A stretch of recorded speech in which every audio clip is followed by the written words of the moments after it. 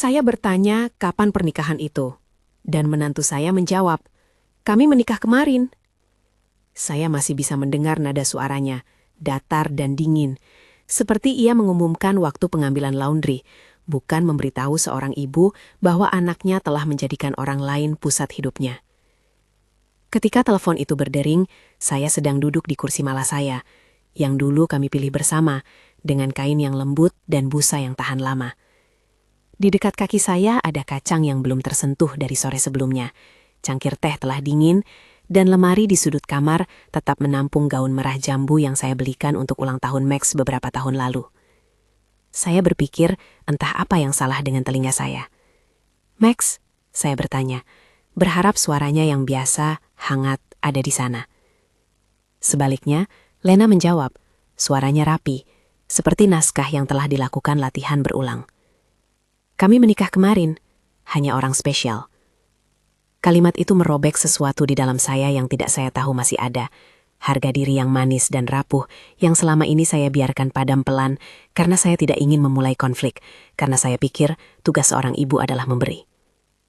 Saya menatap gaun pink di lemari, bayangan kain itu tampak seperti tanda tanya. Foto pernikahan mereka muncul beberapa jam kemudian di media sosial. Mereka berdiri di bawah lengkungan bunga. Max tersenyum lebar, Lena menatapnya dengan mata yang seolah mengatakan semua janji dunia. Saya merasa seperti figuran yang lupa diberi undangan. Saya tidak langsung marah. Lebih dulu ada perasaan hancur yang aneh, bukan hanya soal uang.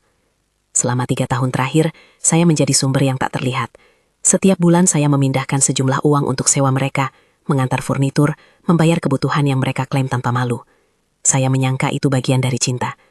Seseorang pernah berkata, cinta sejati memberi, dan saya menelan itu seperti obat pahit yang harus diminum agar tidak membuat mereka tersinggung. Saya memberi karena saya ingin. Saya juga karena saya takut jika saya menolak, Max akan kecewa, Lena akan cemberut, dan hubungan yang kami miliki, yang tipis seperti kertas, akan robek. Tetapi melihat foto itu, mendengar kata-kata Lena yang sejuk, membuat semua perhitungan menjadi jelas. Saya mulai menghitung.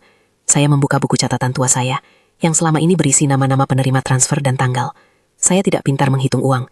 Saya hobi berkebun, bukan mengolah spreadsheet. Tetapi angka-angka itu menumpuk seperti batu kecil di dalam sepatu saya. Setiap bulan semakin menusuk. $500 sebulan untuk sewa. Selama 3 tahun itu berarti $18.000. Sofa yang mereka pilih, yang saya bawa ke rumah mereka karena itu akan membuat tamu nyaman.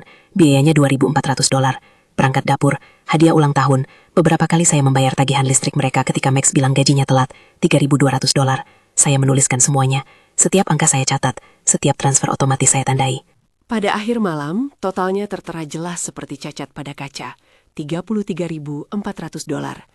Angka itu bukan sekedar uang, itu adalah jam-jam yang saya tukarkan. Itu adalah malam-malam ketika saya melewatkan makan malam karena harus menolong mereka. Itu adalah harapan yang saya punya bahwa suatu hari anak saya akan menghargai segala yang saya lakukan. Begitu saya melihat jumlahnya, ada sesuatu di dalam saya yang berubah, dari sendu menjadi tegas. Saya tidak ingin menjadi korban yang diam. Saya tidak ingin menjadi bank pribadi yang bisa mereka pakai lalu buang. Esok paginya, saya bangun sebelum matahari dan melakukan hal yang saya tahu pasti akan membuat mereka terkejut. Saya memutuskan semua transfer otomatis. Saya pergi ke dapur, menuliskan semua nomor rekening di selembar kertas, menandai tanggal terakhir transfer. Saya menelpon bank, Mr. Klein, manajer cabang yang sudah lama saya kenal, dan meminta bantuan untuk menonaktifkan fasilitas itu. Saya tidak mengerti semua istilah teknisnya, tetapi Mr. Klein berbicara lembut, menanyakan beberapa pertanyaan untuk memastikan itu benar-benar saya. Ketika ia berkata, "Baik, Bu Renadi," saya merasa seperti anak kecil yang diberi kunci untuk sebuah kotak yang selama ini selalu dibuka orang lain. Saya mengganti kunci rumah beberapa hari kemudian. Saya tahu itu terdengar berlebihan, tetapi tidur saya tidak tenang lagi. Di malam-malam sebelumnya, saya bangun dengan tatapan kosong, berpikir apakah pintu itu akan terbuka, apakah ada orang yang masuk dan mengambil lebih dari yang pantas. Kunci baru itu terasa berat di tangan saya, dan ada sesuatu yang anehnya memuaskan ketika saya mengunci pintu dari dalam dan mendengar bunyi klik yang pasti. Saya memasang kamera kecil di teras, hanya satu, menghadap jalan. Bukan karena saya ingin mengintai siapapun, tetapi agar saya punya bukti jika sesuatu terjadi. Setiap tindakan itu seperti menempelkan perban pada luka yang sejak lama saya biarkan bernanah, bukan menyembuhkan, tetapi menghentikan pendarahan. Mereka melihat perubahan itu sebagai tantangan. Ketika transfer berhenti, panggilan datang bertubi-tubi. Max menelpon sekali, mungkin 2. Lena menelpon berkali-kali dengan nada yang semakin tajam. Mereka datang ke rumah saya pada hari Minggu, dengan tas dan wajah yang tampak rapi. Di belakang mereka berdua ada seorang pria berpakaian rapi, Mr. Fisher menurut mereka, pengacara keluarga yang berniat membantu. Mereka berdiri di teras saya, berbicara keras hingga tetangga bisa mendengar. Lena menyeringai seperti seseorang yang menemukan celah. Max terlihat bingung, napasnya pendek, seolah ia juga tidak mengerti sepenuhnya mengapa ia diseret ke dalam cengkraman ini. "Ma, kami tak bermaksud menyakiti," Max berkata, tetapi suaranya menyentuh saya seperti udara dingin. Lena menatap saya seperti saya sedang memegang kata-kata yang tidak enak. "Renadi, kami hanya ingin memastikan semua berjalan lancar. Anda tahu, kita semua sudah tua." Kadang, keputusan sulit perlu dibuat oleh orang yang lebih praktis. Mereka membawa dokumen yang tampak resmi, surat kuasa sementara, formulir yang rumit dengan terminologi hukum yang saya tak sanggup baca di bawah terik matahari di teras rumah. Mr. Fisher berkata-kata besar tentang kekhawatiran dan stabilitas dan kebutuhan untuk perlindungan. Mereka mengusulkan power of attorney, cara agar orang yang dipercaya bisa mengelola hal-hal saya jika saya tidak mampu. Saya melihat ke arah kunci baru yang masih tergenggam di saku saya. Saya melihat ke arah kamera kecil yang telah saya pasang, saksi yang tak pernah tidur. Di antara mereka, di ruang tamu kecil saya tidak merasa dilindungi. Saya merasa diadili. Ketika mereka berbicara tentang kemungkinan menilai kapasitas mental saya, ada sesuatu yang dingin merayapi tulang saya. Saya tahu permainan itu. Jika mereka bisa membuat kata-kata seperti bingung atau tidak mampu tampak benar di mata pihak lain, mereka bisa mengambil kendali atas hidup saya. Tidak hanya dana, tetapi juga keputusan kecil seperti siapa yang bisa mengunjungi, apakah saya boleh pergi sendirian ke pasar, bahkan siapa yang bisa membawa saya ke dokter. Itu bukan bantuan, itu penghilangan hak. Saya menolak. Dengan suara yang begitu tenang saya sendiri terkejut, saya berkata bahwa saya tidak membutuhkan seseorang yang akan mengelola hidup saya, karena mereka menganggap saya merepotkan. Saya meminta mereka untuk meninggalkan rumah saya. Mereka tidak pergi, mereka malah meninggalkan dokumen di meja, bagaikan ular yang menunggu peluang. Malam itu saya menangis, bukan hanya karena uang yang telah hilang atau pernikahan yang disembunyikan. Saya menangis karena saya menyadari betapa rapuhnya posisi seseorang ketika cinta digunakan sebagai alat tukar. Keesokan paginya, saya menemui seorang pengacara yang saya temui melalui rekomendasi tetangga, Mr. Weber. Ia adalah pria paruh baya dengan mata yang ramah namun penuh ketegasan. Ketika saya menjelaskan semuanya, ia hanya mendengarkan, seringkali hanya mengangguk, mengizinkan saya menumpahkan segala amarah yang sudah lama menunggu di ruang-ruang kecil dada saya.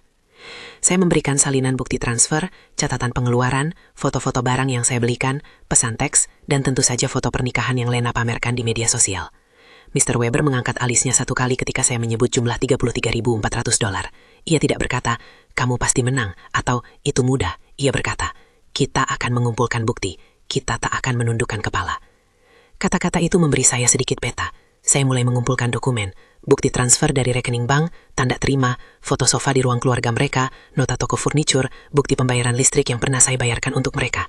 Saya mencatat tanggal setiap kejadian. Ibu jari saya menempel di kertas-kertas. Seperti anehnya saya takut kehilangan sesuatu yang penting. Eleanor, tetangga saya yang jarang diam, duduk di teras saya sambil memegang secangkir kopi. Mendengar saya membaca ulang pernyataan yang akan ia tanda tangani. Eleanor tahu banyak tentang keluarga kami. Ia melihat Max tumbuh, ia pernah memberikan tempat tidur untuk kucing yang pernah saya pelihara. Ia menulis pernyataan tentang apa yang ia lihat. Kunjungan Max yang sering meminta uang, Lena yang kadang tampak marah ketika ia tak segera menerima bantuan. Dalam pernyataan lain, Cynthia dari klub kebun saya menyebutkan bagaimana Lena tampak tak pernah memperhatikan sapuan sapu ketika ia mampir untuk membantu. Mereka bukan tanda tangan yang spektakuler. Mereka adalah manusia biasa yang memberi kesaksian tentang rutinitas sehari-hari yang, jika dijahit bersama, membentuk pola. Pola itu jelas. Bukan hanya bantuan yang saya berikan, tapi bagaimana bantuan itu diambil tanpa rasa terima kasih yang biasa saya harapkan. Mereka menolak label mereka jahat. Mereka mengatakan apa yang mereka lihat. Bagi saya, pernyataan-pernyataan itu seperti kaca pembesar yang menyorot tindakan-tindakan kecil yang selama ini dianggap sepele. Saya juga setuju menjalani evaluasi medis. Bukan karena saya merasa gila. Saya malah ingin sekali membuktikan kesehatan saya, ketajaman pikiran saya, agar tidak ada celah yang bisa dimanfaatkan. Dr. Moore, psikiater independen, adalah wanita yang tenang dan berbicara dengan bahasa yang mudah dimengerti. Ia menanyakan tentang rutinitas saya, tentang nama presiden sekarang, tentang siapa saja yang sering mengunjungi saya. Ia tidak menilai saya dari penampilan.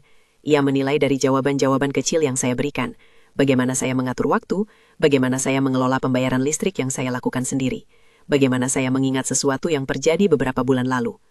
Ketika laporan itu keluar, Dr. Moore menulis bahwa secara kognitif saya kompeten. Saya memahami konsekuensi keputusan finansial dan tidak menunjukkan tanda-tanda demensia berat yang mempengaruhi kemampuan membuat keputusan dasar. Itu bukan jaminan sempurna, tetapi itu adalah bukti yang saya bayar dengan waktu dan kerentanan saya sendiri. Di sisi lain, keluarga saya tidak tinggal diam. Setelah melihat saya mengantisipasi, mereka meningkatkan upaya. Mereka berbicara pada tetangga yang kurang akrab, berbagi versi cerita yang membuat saya tampak sebagai ibu yang mulai sulit dan membuat masalah.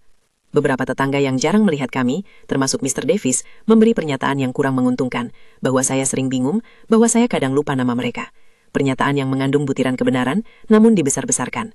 Perang kata-kata seperti ini membuat saya muak. Mereka mengambil satu potongan kehidupan saya dan memainkannya seperti alat musik yang nada-nadanya dimanipulasi. Di antara semua itu, ada momen kecil yang paling menyakitkan, saat saya bertamu Max sendirian. Ia datang tanpa Lena. Berdiri di ambang pintu saya, memegang selembar kertas yang tampak seperti pernyataan yang mungkin ia tanda tangani. Matanya basah, suaranya patah. "Ma, aku tidak ingin ini terjadi," katanya. Kami berpikir ini yang terbaik. Aku ingin meraih tangannya, memeluknya sampai ia ingat siapa aku, bukan siapa yang ia telah belajar menjadi untuk menyenangkan orang lain. Tapi ada sesuatu di dalam saya yang tak lagi percaya begitu saja. Saya bertanya padanya pelan-pelan tentang foto itu, tentang pernikahan yang ia rahasiakan. Ia berhenti, menunduk. "Itu rumit, Ma," katanya. Kami berdiri saling memandang dengan selaput kaca memisahkan kami. Ia di luar kehidupan yang telah kuberi, aku di dalam yang kini terasa asing. Setelah beberapa minggu ketegangan itu, ada panggilan di pagi yang cerah ketika burung bernyanyi seperti hari biasa. Mr. Fisher menelepon dan meminta pertemuan. Ia mengklaim keluarga khawatir. Saya duduk di meja makan, menatap nota yang belum saya bayar, menyusun daftar saksi yang bersedia membantu. Di luar, bunga-bunga yang saya rawat di kebun tampak mekar, tanpa memperdulikan badai yang melanda di rumah. Ada keanehan dalam kontras itu. Hidup terus berjalan untuk semua makhluk lain, sementara hidup saya dipertaruhkan oleh manuskrip yang ditulis oleh orang-orang yang paling saya cintai. Ketika saya memikirkan semua hal itu, pikiran saya kembali ke satu masa, ketika Max masih kecil dan kami duduk mengelilingi meja makan yang kecil, berbagi roti, membicarakan mimpi-mimpi sederhana tentang masa depan. Saat itu, cinta tampak seperti sesuatu yang tak pernah menuntut. Sekarang, cinta itu tampak seperti utang yang harus dibayar dengan harga diri. Saya menulis dalam buku harian saya, aku ingin memiliki sesuatu yang bukan hanya sisa dari pengorbananku. Itu bukan soal ego, itu soal batas. Saya tak ingin anak saya, yang pernah tidur di pangkuku, menjadi orang yang menganggap ibunya tak lebih dari mesin ATM. Sambil mengumpulkan bukti, saya mengatur pertemuan dengan Mr. Klein di bank. Ia bertanya lembut, namun tegas, menanyakan bagaimana transfer itu dimulai. Saya menjelaskan, dan ia menunjukkan arsip-arsip lama di layar komputernya. Ada tanggal ketika saya menandatangani formulir online, tolong. Ada memo yang menandai permintaan perubahan rekening. Ketika Mr. Klein mengeluarkan salinan surat-surat itu, saya terkejut melihat betapa longgarnya beberapa persetujuan yang saya berikan dengan ketidaktahuan. Satu tanda tangan di sini, pena larut malam di sana, dan sistem memproses bulan itu seolah tak pernah ada yang salah. Kami akan membekukan beberapa hal sementara, katanya, agar tidak ada lagi transaksi keluar tanpa verifikasi Anda. Saya harus berhati-hati dengan perkataan saya. Ia bukan penasihat hukum, ia hanya manajer bank. Namun tindakannya memberikan saya rasa aman yang saya butuhkan. Dalam minggu-minggu berikutnya, hubungan saya dengan Max menjadi seperti koran bekas, penuh lipatan dan goresan. Kadang ia datang dengan wajah polos, menawarkan alasan-alasan kecil yang terdengar seperti pembenaran.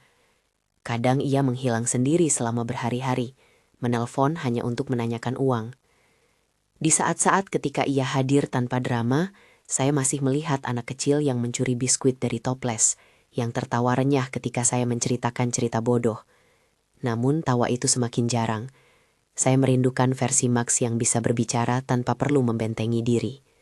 Tetapi saya tak berjalan sendiri. Komunitas saya, para wanita dari klub kebun, teman dari salon, dan tetangga seperti Eleanor mendukung dengan cara mereka sendiri. Mereka datang membawakan makanan, membawa bukti kecil yang mereka koleksi tanpa sadar.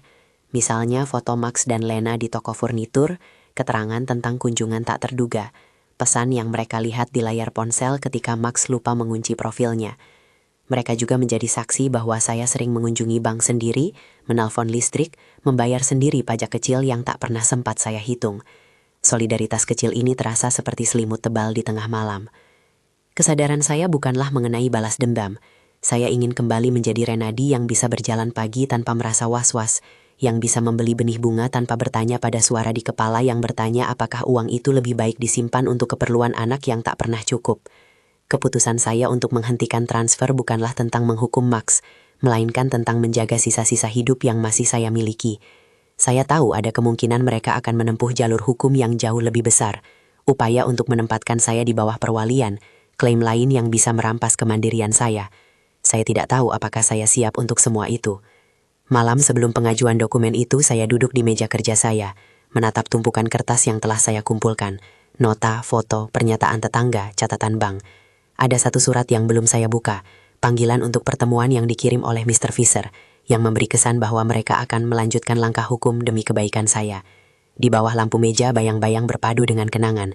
Saya mengambil nafas panjang, menutup mata, dan membayangkan masa depan yang sederhana. Pagi yang saya lewatkan di kebun, bukan ditelepon dengan orang yang memperhitungkan angka. Saya ingin percaya bahwa kebenaran bisa berdiri sendiri di hadapan klaim-klaim yang direkayasa. Namun saya tahu bahwa kebenaran itu perlu pembela. Ia perlu orang-orang yang bersedia bersaksi tanpa takut. Di pagi yang tenang itu, seorang surat di meja saya, amplopnya tebal. Mr. Weber menelpon beberapa menit kemudian, suaranya tenang. Mereka telah mengajukan permohonan perwalian, katanya. Aku merasakan sesuatu seperti angin yang menyeret lapisan tipis tanah dari bawah kakiku. Kata-kata itu berat, tetapi juga membuka sesuatu. Ini bukan lagi ancaman di sudut obrolan rumah. Ini adalah sesuatu yang harus dihadapi di lantai pengadilan. Saya menatap gaun merah muda di lemari, sofa lama di ruang tamu, kamera kecil di teras. Mereka semuanya menjadi bagian dari bukti hidup saya. Saya menutup buku catatan saya, menyusun daftar saksi yang akan datang ke pengadilan. Eleonor telah setuju untuk hadir. Cynthia akan membawa bukti pembayaran furnitur. Dr. Moore akan menyiapkan laporannya. Saya memeriksa kembali salinan transfer yang Mr. Klein kirimkan. Dalam hati, saya tahu bahwa pertempuran ini bukan hanya untuk diri saya sendiri. Ini tentang memberitahu siapapun yang menonton dari rumah mereka bahwa seorang ibu tua pun berhak menolak diperlakukan seperti mesin uang. Saya tidak tahu apa yang akan terjadi di hari-hari mendatang. Yang saya tahu hanyalah satu hal. Saya tidak akan meninggalkan panggung ini tanpa suara. Saya tidak akan meninggalkan panggung ini tanpa suara. Hari-hari menuju sidang terasa seperti berjalan di atas tali yang mengikat antara ketakutan dan keinginan untuk bebas. Di pagi-pagi itu aku menguleni rutinitas seperti orang yang menata meja makan. Ada rasa aman yang kudapat dari kebiasaan kecil. Menyiram tanaman pada jam yang sama, menyapu teras sebelum matahari memukul atap, menyisir rambut dengan perlahan agar tidak memburu waktu. Mr. Weber datang beberapa kali, membawa kantong kertas berisi dokumen, dan duduk di kursi makan sambil menata catatan yang kupunya. Ia selalu memulai pertemuan dengan seteguk kopi dan pertanyaan lembut, tetapi ketika membahas strategi, ia berubah jadi orang yang tak mau mengalah, sebuah sifat yang penting ketika menghadapi tokoh-tokoh yang lupa arti kata cukup. Kita perlu menyusun kronologi, katanya suatu siang sambil membuka map tebal. Dari awal Anda memberikan dukungan sampai kejadian terakhir. Saksi-saksi harus tahu urutan peristiwa. Kita tidak boleh hanya mengandalkan perasaan. Kita butuh bukti konkret. Aku setuju. Kita membuat garis waktu yang panjangnya hampir 1 meter jika digelar di atas meja. Tanggal-tanggal transfer, nota-nota toko furnitur, foto-foto, pesan teks, dan catatan tentang percakapan yang kubuat sendiri di buku harian. Kita menandai momen-momen kecil yang tampak sepele, tapi saat dirangkai, membentuk pola.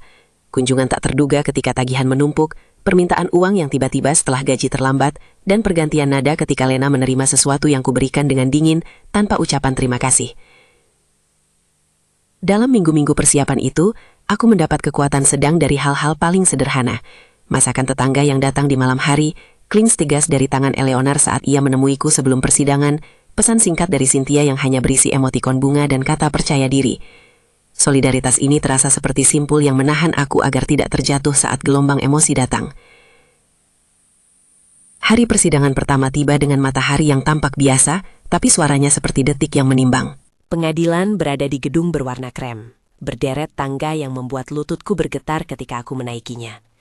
Aku mengenakan blus biru muda yang kusukai, bukan karena ingin tampil mewah, tapi karena warna itu membuatku merasa tidak terlalu kecil. Mr. Weber memegang tanganku sebentar sebelum kami masuk ruang sidang. Kita akan melangkah perlahan, ia bilang.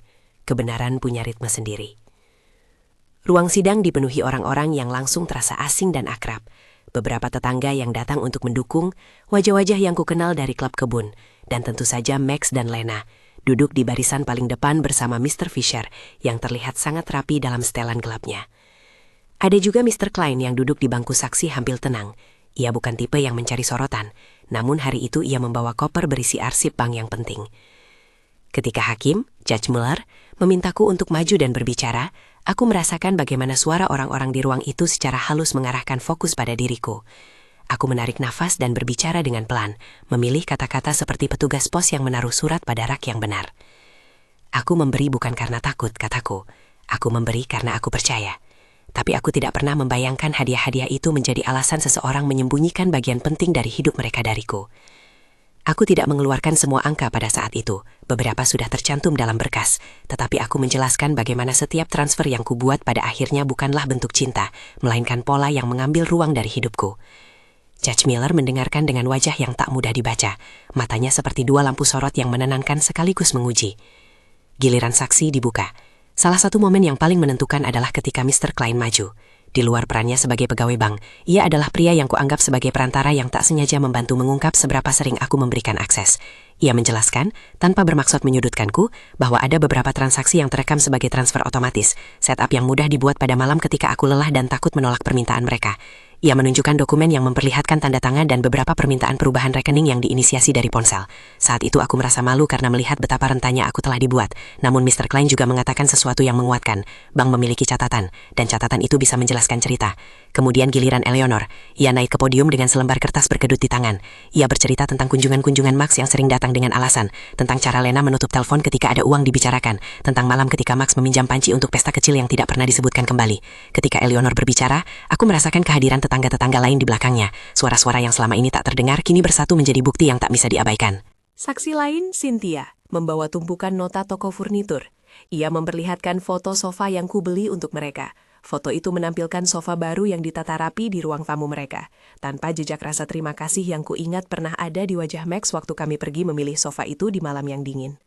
Ada juga bukti transfer listrik dan pembayaran lain yang kubawa sendiri ke pengadilan. Resi yang mengunyah argumen-argumen mereka dengan ketelitian yang dingin. Lalu tentu saja, Dr. Moore. Saat ia memasuki ruangan, ada ketenangan profesional yang membuatku rileks untuk pertama kalinya sejak proses ini dimulai. Ia menjelaskan metode penilaiannya, tes-tes yang ia lakukan, dan alasan profesional mengapa ia menyatakan aku kompeten. Ia tidak pernah bersikap menyudutkan, sebaliknya ia menerangkan hasilnya sebagai fakta yang netral. Aku mampu memahami konsekuensi keputusan finansial, aku tidak menunjukkan tanda-tanda gangguan kognitif yang signifikan. Pernyataannya bukan seperti kue kemenangan yang dipanggang untukku. Itu adalah sebuah alat yang menyingkap klaim mereka yang meragukan dasar kebenarannya. Pada saat itu, Mr. Fisher berusaha mengubah nada dengan pertanyaan-pertanyaan yang halus namun menusuk. Apa yang kukatakan tentang kejadian yang terjadi beberapa bulan lalu? Apakah aku pernah lupa bertemu orang pada waktu tertentu? Ada beberapa hal kecil yang ia gali, potongan memori yang wajar bagi siapa saja yang berusia lanjut. Namun Mr. Weber tanggap, menghadapkan konteks. Lupa ringan bukanlah tanda bahwa seluruh kapasitas hukum seseorang hilang. Kita membandingkannya dengan rutinitas harian yang kubuktikan bertahan, kecakapan mengelola tagihan, kemampuan untuk berkomunikasi dengan bank, dan catatan-catatan teratur yang kubuat sendiri selama bertahun-tahun. Ada adegan yang tetap terngiang dalam kepalaku ketika Max dipanggil sebagai saksi. Aku duduk di bangku, melihat wajahnya yang pucat, dan aku menyadari betapa kompleksnya posisi yang kami miliki. Seorang anak yang terjebak antara pasangan dan ibunya. Seseorang yang berusaha menegosiasikan kesetiaan sambil menata hidup baru. Max berdiri, suaranya patah, dan mengatakan bahwa ia memang menerima bantuan dari ibunya. Ia menyebut angka-angka dengan terpaksa, dan ia mencoba menjelaskan bahwa pernikahan yang ia rahasiakan bukanlah untuk menjauhkan ibunya, melainkan sesuatu yang ia butuhkan untuk melindungi keluarga barunya. Ada rasa malu yang kental di suaranya ketika ia mengucapkan mengucapkan kata-kata itu. Aku tidak menuntut ia harus menjadi hakim yang menghukum. Aku hanya berharap ia akan mengakui bahwa kesetiaan yang ia tunjukkan padaku selama ini lebih dari sekedar setoran di rekening. Lena dipanggil terakhir. Ia muncul dengan raut wajah yang tak berubah banyak, rapi, sempurna, agak sukar bagi siapapun untuk menilai apakah itu ketakutan atau perhitungan. Ia memberi kesaksian yang halus, menuturkan kata-kata logis tentang perencanaan keluarga dan kebutuhan praktis. Namun ketika ku perhatikan lebih dekat, ada celah-celah kecil. Cara ia mengangkat bahu ketika ditanya tentang rasa terima kasih, kerutan di sekitar matanya ketika diminta menjelaskan mengapa pernikahan itu dirahasiakan sampai foto muncul di media sosial. Mr. Weber menanyakan soal pesan-pesan yang kubawa sebagai bukti. Pesan di mana Lena menolak untuk membahas keuangan dengan jelas, dan satu pesan pendek yang berisi kalimat, "Kami baik-baik saja, tidak perlu khawatir." Pesan itu tidak lagi dianggap hanya sebagai kata. Di ruang sidang itu, kata-kata itu menjadi bagian dari teka-teki. Setelah beberapa hari sidang, saat majelis hakim meminta waktu untuk mempertimbangkan bukti, aku merasakan semua emosi berputar. Takut, lega kecil, marah. Di antara kekhawatiran-kekhawatiran itu, ada juga kepuasan yang aneh. Kebenaran yang selama ini kupendam, kini berdiri sendiri. Tidak lagi hanya sesuatu yang kumiliki di dalam kepala. Para saksi, orang-orang sederhana dari kebun, dari salon, dari tetangga sebelah, telah memberikan suara mereka. Mereka bukan pengacara, bukan ahli keuangan, mereka adalah saksi kehidupan sehari-hari yang menjahit potongan-potongan bukti menjadi kain yang sulit dirobek.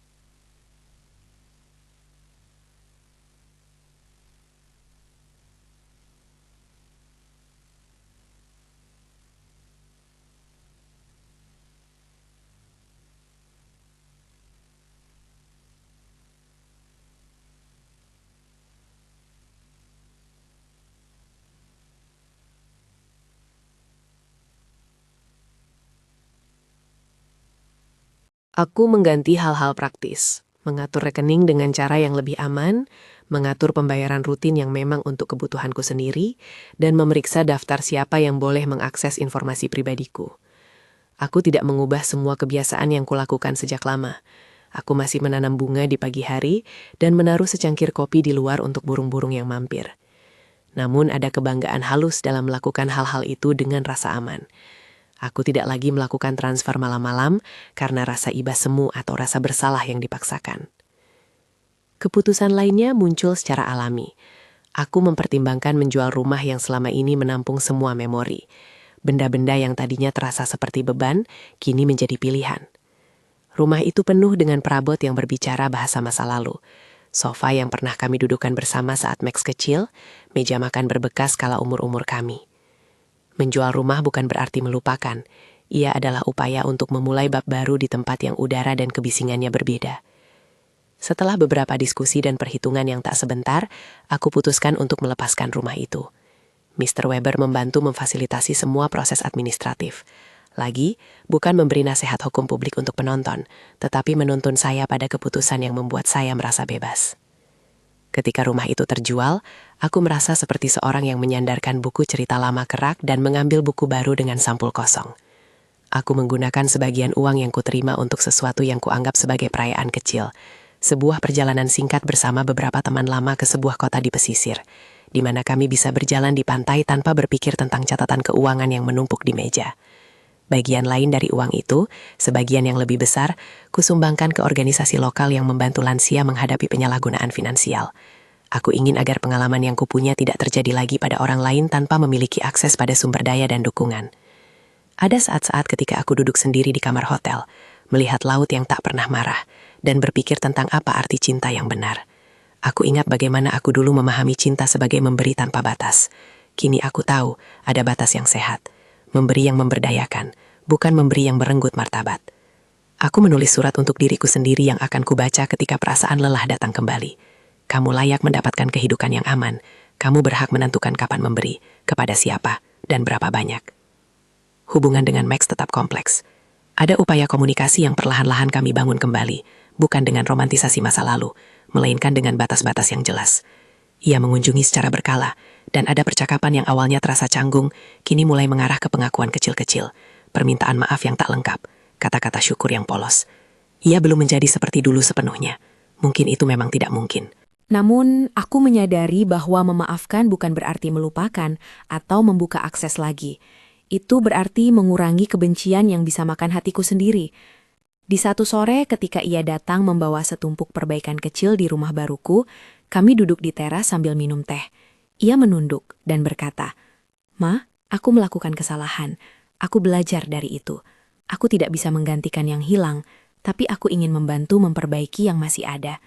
Terdengar sederhana, tapi bagi kami itu adalah langkah kecil yang berarti. Lena tidak menjadi bagian dari kehidupan baruku. Hubungan kami tak lagi seperti dulu, dan aku menerima bahwa ada orang yang memilih jalannya sendiri. Aku tidak membenci dia. Aku memahami bahwa beberapa orang memiliki cara mencintai yang berbeda, dan beberapa di antaranya salah menafsirkan cinta sebagai hak. Kehadiran Lena di kehidupan Max mengajariku untuk memisahkan cinta biologis dari perlakuan yang adil. Seiring waktu, aku belajar mendoakan yang terbaik untuk mereka, tanpa melibatkan diriku lagi sebagai bank pribadi mereka. Di komunitas, aku semakin aktif. Aku bergabung dengan beberapa pertemuan kelompok dukungan yang membahas pencegahan penyalahgunaan finansial pada lansia. Aku berbicara di sebuah sesi kecil tentang pengalamanku, bukan untuk mencari simpati, tapi agar suaraku menjadi peringatan yang membantu orang lain mengambil langkah sederhana untuk melindungi diri mereka sendiri. Menyimpan catatan, berbicara pada teman yang dipercaya, dan mempercayai naluri ketika sesuatu terasa salah. Banyak dari peserta adalah perempuan seusiaku, dengan air mata di sudut mata ketika aku berkisah. Mereka datang kepadaku setelah sesi, memegang tanganku dan berbisik bahwa keberanian yang kuperlihatkan memberi mereka harapan. Aku merasa energi pemberdayaan itu mengalir dua arah. Aku membantu mereka dan mereka mengingatkanku bahwa aku tidak sendiri. Salah satu hal yang membuatku lega adalah ketika beberapa tetangga yang dulu goyah karena pengaruh cerita keluarga lain mendatangi rumah baruku membawa makanan dan bunga. Mereka berkata, "Kami menonton dan kami ingin kamu tahu kami ada." Kata-kata sederhana itu menyembuhkan. Tindakan-tindakan kecil, kopi di depan pintu, panggilan telepon acak, ajakan untuk berkebun bersama, adalah bukti bahwa komunitas bukan sekedar kata di buku telepon. Ia adalah jaringan yang menahan dan mengangkat. Ada beberapa malam ketika mimpi buruk muncul, adegan-adegan ketika pintu terbuka dan orang-orang mengambil yang bukan haknya. Aku terbangun dengan jantung berdebar, memeriksa kunci, memastikan kamera masih bekerja. Namun frekuensi mimpi-mimpi itu berkurang. Mereka digantikan oleh mimpi-mimpi lain. Aku berjalan di antara hamparan bunga, tamu-tamu datang membawa tawa, dan ada meja dengan lilin kecil di mana kami berbagi cerita. Mimpi seperti itu bukan sekedar fantasi, mereka adalah ruang imajinatif yang kuisi dengan harapan.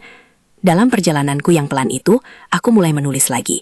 Dulu aku menulis catatan kecil tentang tanaman dan musim.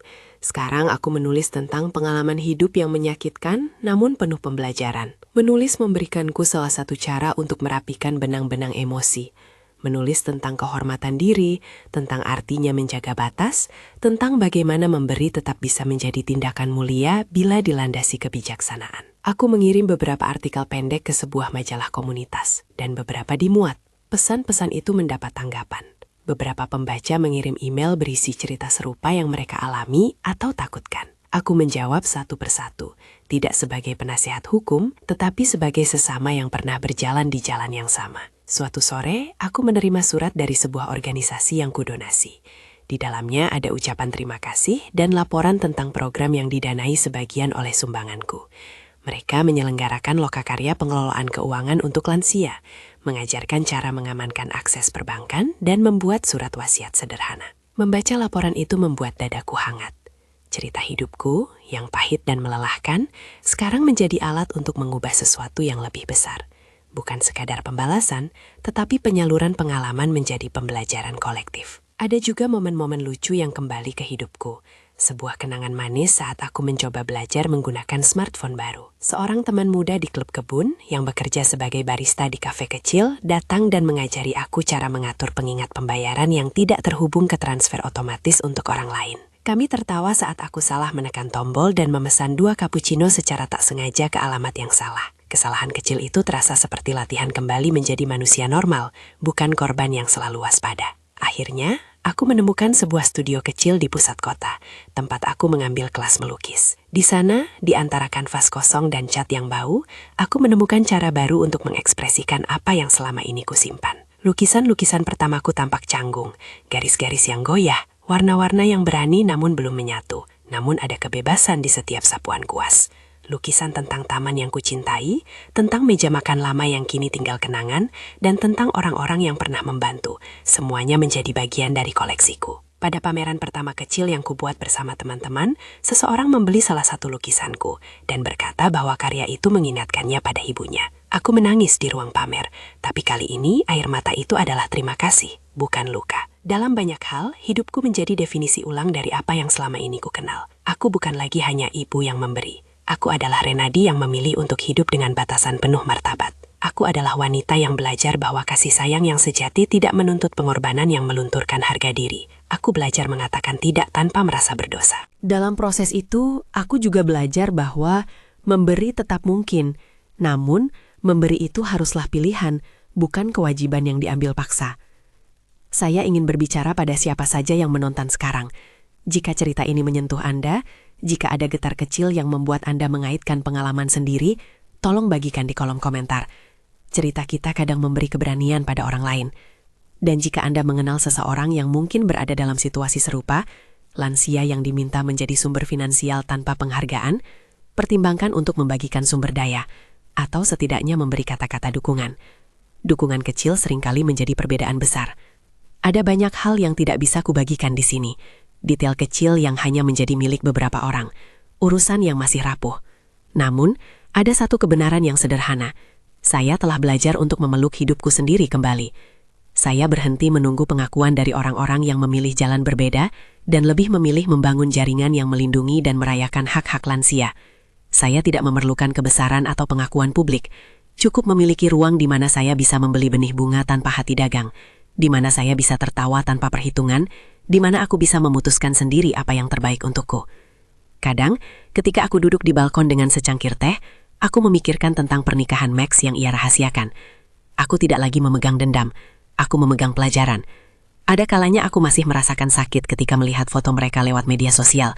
Rasa menjadi tak dianggap itu memang tidak langsung hilang. Tapi rasa sakit itu sekarang menjadi pengingat bahwa aku berharga tanpa harus dibeli. Aku bebas memilih siapa yang menjadi bagian dari hidupku. 1 minggu sebelum ulang tahunku yang ke-60, teman-teman dari klub kebun merencanakan kejutan kecil. Sebuah pesta di taman komunitas dengan meja panjang, lilin kecil, dan lagu-lagu lama yang membuat kami semua mengangguk mengikuti ritme. Mereka mengisi meja dengan makanan sederhana, roti bawang, selai buatan sendiri, dan kue lemon yang membuatku teringat masa muda. Ketika aku meniup lilin, aku merasa ada berlapis-lapis waktu yang menempel pada hidupku. Masa-masa ketika memberi terasa wajar, masa-masa ketika memberi terasa diperas, dan sekarang masa-masa ketika memberi menjadi pilihan yang aku lakukan dengan kepala tegak. Aku melihat wajah-wajah yang telah menemaniku. Eleanor dengan senyum tak terbatasnya, Cynthia yang mungil namun tegas, Mr. Klein yang mengangguk hormat ketika melihatku memegang cangkir teh sendiri tanpa takut. Kisah ini bukan tentang kemenangan spektakuler atas musuh yang jahat. Ia tentang bagaimana seorang wanita tua bisa menemukan kembali kekuatannya, membangun batas yang sehat, dan mengubah pengalaman pahit menjadi sumber daya bagi orang lain. Ia tentang bagaimana komunitas, tetangga, teman, pengacara yang berpihak pada kebenaran dapat menjadi perisai yang menolong seseorang tetap berdiri.